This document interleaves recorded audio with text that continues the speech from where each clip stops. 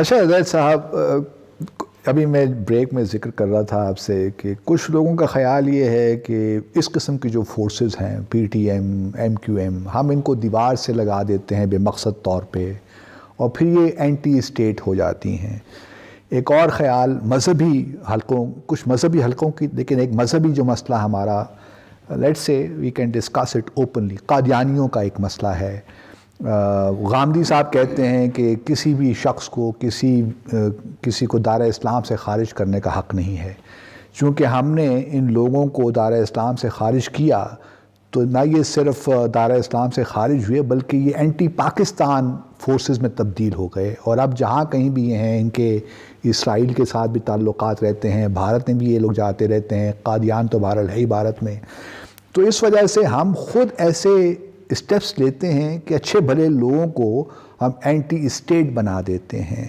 آپ اس نظریے سے اتفاق کرتے ہیں کہ اس قسم کی جو فورسز، جن کا ہمیں معلوم ہے کہ ان کو باہر سے فنڈنگ بھی ملتی ہے، باہر سے سپورٹ بھی ملتی ہے، تو کیا آپ اس کو کس طرح دیکھتے ہیں اس معاملے کو؟ پریسائسلی آپ نے جو سوال کیا نا، اسی میں آپ کا جواب بھی ہے کہ جب پاکستان بنا تھا، پاکستان بننے کے 1 سال کے بعد اللہ تعالیٰ نے 1 سال کے بعد ہی دنیا میں اسرائیل وجود میں آیا۔ ٹھیک۔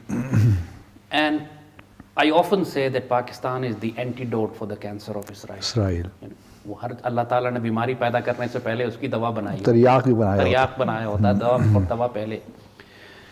پریسائسلی یہی ریزن ہے۔ ڈیوڈ بن گورین نے یہ بات اس وقت اپنے فاؤنڈنگ فادرز کو کہی تھی، اس وقت یہ لیاقت علی خان کے پاس آئے تھے یہ کہنے کے لیے کہ آپ ریکگنائز کر لیں اسرائیل کو اور ہم آپ کو دنیا کا امیر ترین ملک بنا دیں۔ لیاقت علی خان نے جس پہ کہا تھا کہ gentleman are souls are not for sale. ان کا طریقہ یہی ہے اسرائیلیوں کا، یہودیوں کا۔ پہلے یہ سلطان عبدالحمید کے پاس گئے تھے فلسطین خریدنے کے لیے، یہ کہہ کر کہ ہم پوری خلافت عثمانیہ کا قرضہ اتار دیں گے، آپ ہمیں فلسطین کی زمین دے دیں۔ ٹھیک۔ اور جب سلطان عبدالحمید نے انکار کیا تو دے ڈکلیئرڈ وار آن آٹومن ایمپائر۔ وہ پوری پہلی فرسٹ ورلڈ وار کے بعد سارا گیم وہ ایکسکلوسیو تھا خلافت عثمانیہ کو توڑنے کے لیے، چونکہ اسرائیل کی طرف پہلا سٹیپ وہاں، اس کے بعد ہی بیلفور ڈکلیریشن میں ہوا۔ تو پاکستان بذات خود اس کا ہونا ہی انڈیا کے لیے اور اسرائیل کے لیے ایک شدید خطرہ ہے۔ ہماری موجودگی، ہماری پریزنس، ہم چاہے ان کو سینے سے لگائیں یا ان کو اپنے سے دور رکھیں، وہ ہمیں ختم کیے بغیر نہیں رہ سکتے۔ ان کو معلوم ہے وہ تھریٹ کہ جو پاکستان سے ان کو ملے گا۔ And they are not stupid people. Israel بہت ویژنری ہیں، ظاہر ہے کئی سینکڑوں سال پلاننگ کرتے ہیں، وہ آگے جا کے بڑے ہماری طرح شارٹ ٹرم میں تو نہیں کھیلتے۔ ان کو اچھی طرح معلوم ہے۔ خود ڈیوڈ بن گورین نے بات کہی تھی کہ عربوں سے ہمیں خطرہ نہیں ہے، لیکن the friends of the Arabs are more dangerous for us. اور پاکستان کا اب ایٹمی طاقت ہو جانا، آپ کو معلوم ہے کہ پوری مسلم دنیا میں کسی ملک کو برداشت کریں گے مسلمان ملک کو کہ ایٹمی ہتھیار ہو؟ بالکل۔ تو ہم چاہیں یا نہ چاہیں، Pakistan is always under attack from multiple hostile agencies and countries. آپ کو نہیں چھوڑیں گے وہ کبھی بھی۔ ہمارے پاکستان بننے کے بعد سے ہی پشتونستان کا جھگڑا شروع ہو گیا تھا، اس وقت ہی پاکستان کو توڑنے کی باتیں کھڑی ہوئی 47 میں۔ بالکل۔ پاکستان کے اندر بڑی بڑی فورسز تھیں جو اس وقت کام کر رہی تھی پشتونستان بنانے کے لیے۔ پھر 71 آپ کے سامنے ہوا کہ ہماری اپنی پولیٹیکل پارٹیز دشمن نے خرید لی۔ مارکسسٹ، کمیونسٹ، لیننسٹ تھے سارے، یہ شیخ مجیب والے، جو مولانا بھاشانی جو اس طرف وہاں پہ بھی تھا، وہاں کا مولوی اور وہاں کا مارکسسٹ ملا ہوا تھا، جو پاکستان کے اندر جو ایگزیکٹلی وہی ڈرامہ۔ سو ہم چاہیں یا نہ چاہیں، ہم ان کو دیوار سے نہیں لگاتے۔ یہ وہ فورسز ہیں کہ جو انیمیکل ہیں، وہ ہمارے خلاف رہیں گی نظریاتی طور پر، اس لیے کہ آپ پاکستان ہیں۔ ہمارا المیہ یہ ہے، جو پاکستان کی ریاست، جو ہم اپنے آپ کو ایک سافٹ اسٹیٹ کے طور پہ پریزنٹ کرتے ہیں، کہ ہم غداروں کو سزا نہیں دیتے۔ مجیب الرحمان پہلا غدار تھا جو آفیشلی پکڑا گیا تھا۔ ریاست پاکستان نے پہلا مقدمہ غداری کا اگرتلا سازش کے بعد، اور پاکستان کی پولیٹیکل پارٹیز نے پریشر ڈال کے ایوب خان کو اس کو نہ صرف چھڑوایا بلکہ الیکشن لڑوایا، اور الیکشن بھی پھر وہ ہوا نتیجہ کہ جو آپ نے دیکھا کہ پاکستان ٹوٹا، ادھر ہم ادھر تم، ادھر ہم تو ادھر، پھر انہوں نے یہ۔ تو ایم کیو ایم کے بارے میں کس کو نہیں معلوم؟ اور پھر 70s میں ہم نے یہ بھی دیکھا کہ ولی خان وغیرہ کے خلاف بھی بھٹو نے مقدمہ چلایا۔ یہ لوگ بھول جاتے ہیں کہ پہلا غداری کا مقدمہ ولی خان کے خلاف بھٹو کا بنایا۔ وہ نیشنل عوامی پارٹی تھے، نیب تھے اس وقت، شاید وہ بعد میں عوامی نیشنل پارٹی بن گئے، نیب تھے۔ تو پشتونستان بنا، پھر محمود اچکزئی کے خلاف انٹیلیجنس رپورٹس میں نے خود دیکھی ہیں کہ ہم نے بھی دیکھی، ہم نے ویڈیو تو آپ نے چلائیں کہ افغان این ڈی ایس کے ساتھ مل کر کے، اور پھر یہی جو ان کے وہ ہیں باچا خان، یہ پاکستان میں دفن نہیں ہونا چاہتے، جلال آباد دفن ہونا چاہتے ہیں. اور جو اس کا نیا ماڈل اب یہ منظور پشتین ٹائپ ہے، خود D G I S P R نے پریس کانفرنس میں جب اپنی کی تھی تو اس میں انہوں نے کہا تھا کہ کون، سارے انہوں نے ہنٹس دے دیے تھے کہ کون ہے جو انڈین ایمبیسی سے پیسے لیتا ہے، کون. لیکن اس سے پہلے انہوں نے تعریف بھی تو کی تھی. وہ جب فوجی سیاسی بننے کی کوشش کرتا ہے تو بیک فائر ہو جاتا ہے. He should remain a soldier, not try to be a politician. ٹھیک.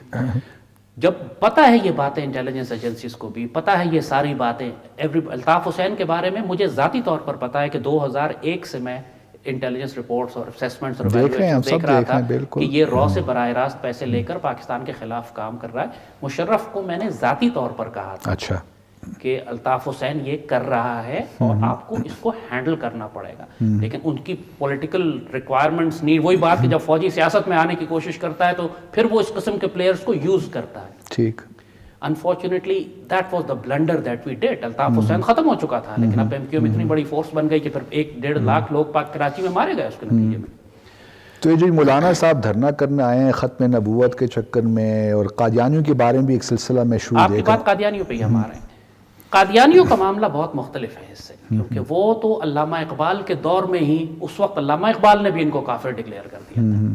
بات یہ ہے کہ آپ کسی انسان کو کافر کہہ سکتے ہیں، جب آپ اسے قاتل کہہ سکتے ہیں، جب آپ اس کو ڈاکو کہہ سکتے ہیں، ایک عدالت لگتی ہے نا، ایک جج ہوتا ہے، کسی ایویڈنس کے بیسس پر آپ اس کو سزا بھی سناتے ہیں. لیکن لوگ کہتے ہیں ایمان کا مسئلہ تو اللہ تعالیٰ کے ساتھ جڑا ہوا ہے. ایسی بات نہیں ہے. پورا قرآن ہمارا ایویڈنس ہے. پورا قرآن ہمیں، قرآن اصطلاحیں دیتا ہے. کسی کو منافق کہتا ہے، کسی کو فاسق کہتا ہے، کسی کو کافر کہتا ہے، کسی کو مشرک کہتا ہے. یہ ایمان کی بات نہیں ہے. اگر بتوں کو پوجا کریں گے تو آپ مشرک کہلائیں گے. ہمارے اسلام نے ہم کو انسانوں کو آئیڈینٹیفائی کرنے کے لیے پوری ڈیفینیشنز دی ہوئی ہیں. اگر آپ ختم نبوت پر یقین نہیں رکھیں گے اور یہ یقین رکھیں گے کہ وہ امام مہدی بھی ہے اور وہ عیسیٰ علیہ السلام بھی ہے اور وہ محمد صلی اللہ علیہ وآلہ وسلم کا دوبارہ ظہور بھی ہے، وہ پورا جو دمشقی حدیث ہے ان وہ کو سب اس پہ قادیان پر اپلائی کریں گے تو دین دیر از نو کنفیوژن کہ آپ کون ہیں، کیا کرنا چاہ رہے ہیں. اور صرف اس لیے کہ ہمیں پتہ ہے کہ یہ اسرائیل سے یا دشمنوں سے مل کر ہمیں نقصان پہنچائیں گے تو ہم بلا وجہ کافروں کو اس کی وجہ سے مسلمان قرار نہیں دے سکتے. ان کا تھریٹ ہے، اس تھریٹ کو کاؤنٹر کرنا پڑے گا. لیکن ان کا کیا کریں کہ بہت سے نان ڈکلیئرڈ بھی تو قادیانی. یہ میں نے عرض کیا نا کہ we are a soft state. جب ہم کھلے ٹریٹرز کے خلاف کام نہیں کر رہے تو ہڈن ٹریٹرز کے خلاف کیسے آپریٹ کریں گے. قادیانیوں کے بارے میں ذاتی طور پر ہماری اپنی ٹیم میں بہت سارے بچے ایسے ہیں جو ایکس قادیانیز ہیں، جو قادیانی تھے. نئی جنریشن واپس اسلام کی طرف آ گئے، ریورٹ ٹو اسلام. اور وہ بچے ہمیں اندر کی جو باتیں بتاتے ہیں، ان کے پیرنٹس ہم سے بعض اوقات خود قادیانی ملنے آئے کہ آپ نے ہمارے بچے ہائی جیک کر لیے. They try to negotiate with اس کے بھی، لیکن بچے ہمارے ہو گئے ماشاءاللہ. بچوں کو ہم نے مسلمان کر لیا، ماں باپ کے خوابوں میں تو نہیں ہے ماشاءاللہ.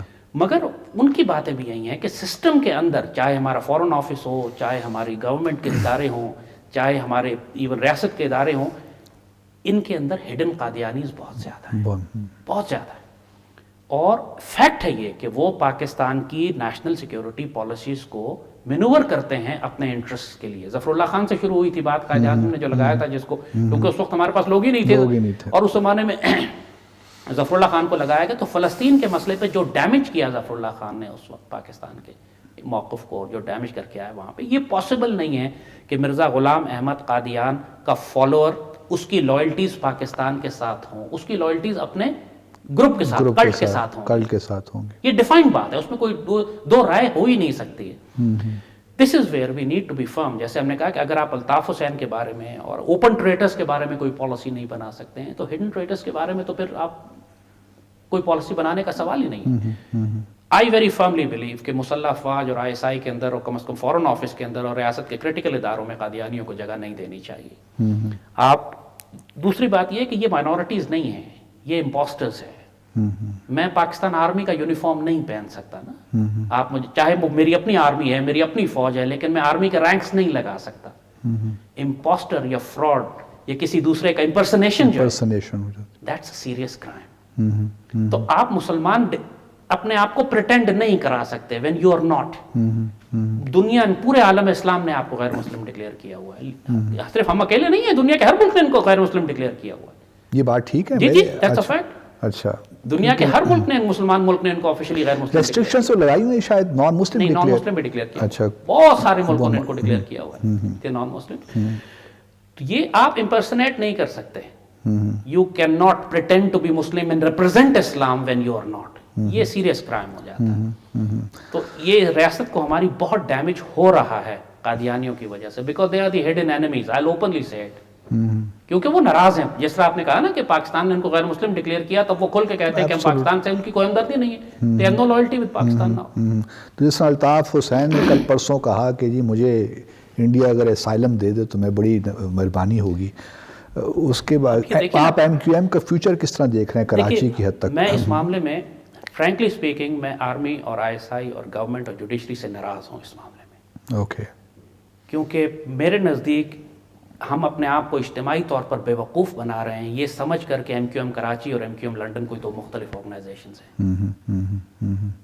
مطلب we are fooling ourselves, fatally fooling ourselves. جتنے لوگ اس وقت ایم کیو ایم کراچی کے ہیں یہ سارے وہ ہیں جن کے 20-20 سال الطاف حسین کے ساتھ بھتہ خوری اور قتل غارت میں گزرے ہیں, پاکستان دشمنی میں گزرے ہیں. آج چونکہ وہ ملک سے بھاگ نہیں سکتے تو صرف سروائیول کے لیے انہوں نے اپنا ملمہ تبدیل کر لیا, ایک سکن تبدیل کر لی ہے. That doesn't make them innocent. یہ سلیپر سیلز ہیں. یہ لیڈرشپ کم از کم جو کراچی میں 15-20 ان کے بڑے بڑے جتنے بھی ہیں, they should be in jails, they should be prosecuted, not made part of the government. ان کو جو معافی دی جا رہی ہے کہ سسٹم کو سنبھال کے رکھنے کے لیے آپ ان کو رہنے دیجئے, یہی حرکت ہم نے مجیب الرحمان کے ساتھ کی تھی. اس سے پہلے کہ ہم خارجہ پالیسی کے معاملات میں آخری چونکہ سیگمنٹ کا ہمارا آخری منٹ ہے, اس میں ذرا سم اپ کر دیجئے کہ